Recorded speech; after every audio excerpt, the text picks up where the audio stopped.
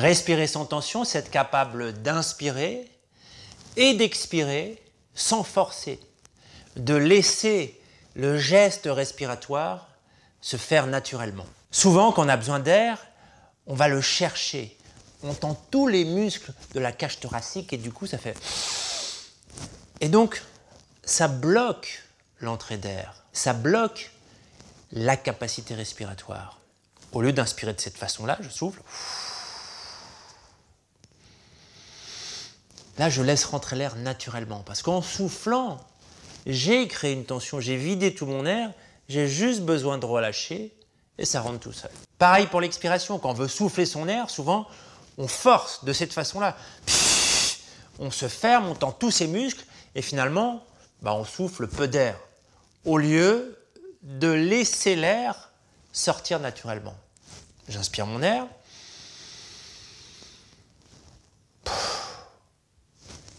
Et ça se vide tout seul. Pour développer cette aptitude à respirer sans tension, voilà donc un exercice pour arriver à souffler ou à inspirer sur un temps très court.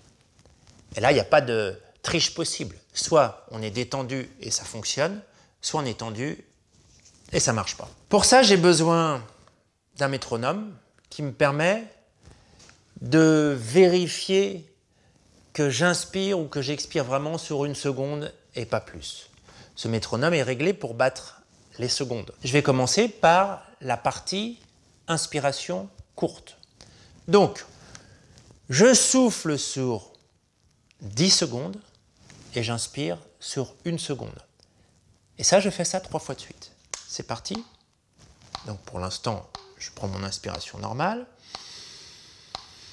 Et c'est parti.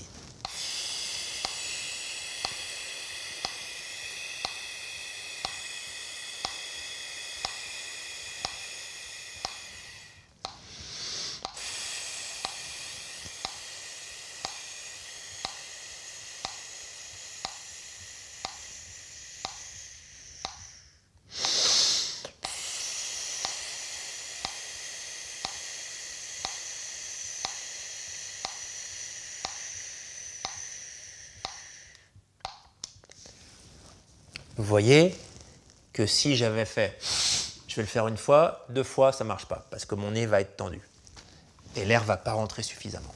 Pour réussir cet exercice, 2 choses importantes. La première, c'est que quand je souffle, je crée une tension au niveau de la bouche, de telle sorte que tout le reste du corps soit relax et que je sorte seulement un petit peu d'air, pas trop. La deuxième chose, c'est quand je laisse l'inspiration venir, je me relâche complètement et je ne cherche pas à remplir au maximum mes poumons. Il n'y en a pas besoin. Même si je suis aux 3/4, à la moitié, ça va suffire pour souffler sur 10 secondes. Et j'apprends donc à me relâcher. Petit à petit, je peux augmenter les phases d'expire. Je peux passer à 15, 20, jusqu'à 30. Et donc, j'apprends à prendre beaucoup d'air en 1 seconde. Maintenant, je passe à l'autre volet, c'est-à-dire comment expirer en 1 seconde en ayant inspiré sur 10 secondes. C'est le même principe. Je mets le métronome et j'inspire sur 10 secondes.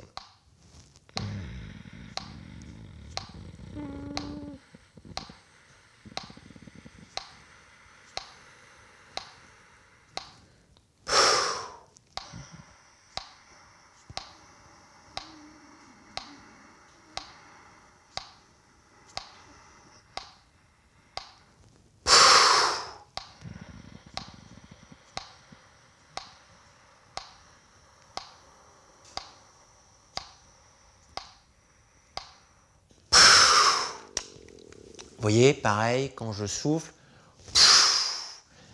comme à l'inspire, j'ai rempli mes poumons, j'ai créé une tension au niveau du thorax, j'ai juste à relâcher tout mon corps d'un seul coup et tout l'air s'expulse. 2 points importants pour réussir cet exercice.